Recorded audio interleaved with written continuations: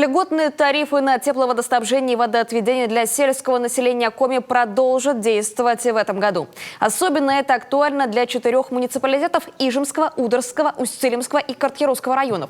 Напомнила об этом исполняющая обязанности председателя Комитета Республики по тарифам Анна Тюрнина.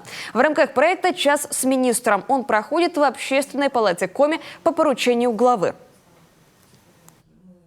Те наши потребители, те граждане, которые получали тарифы у нас по льготным размерам, сохранят за собой это право в 2022 году. В первое полугодие у нас остается без изменений, по второму полугодию, тоже была проведена определенная работа, и нам удалось совместно с другими органами исполнительной власти вот эту ситуацию, и, конечно же, при поддержке главы Республики Коми, удержать эту ситуацию в заданных параметрах. Еще одна тема, которая особо волновала жителей Коми во время общения с руководителем комитета по тарифам – мусорная реформа. Ведомство проверило формулу начисления платы за твердые коммунальные отходы. По словам Анны Тюрниной, учитывали в том числе и миграционные потоки, и сезонную работу, и количество метров, и человек в семье. В итоге расчет показал, что правильнее начислять плату за ТКО в расчете на человека.